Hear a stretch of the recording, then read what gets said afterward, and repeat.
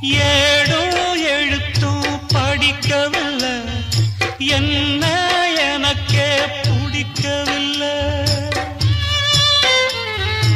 அழகா படிச்சவ சம்சாரம், அதுதான் இப்போ விவகாரம்.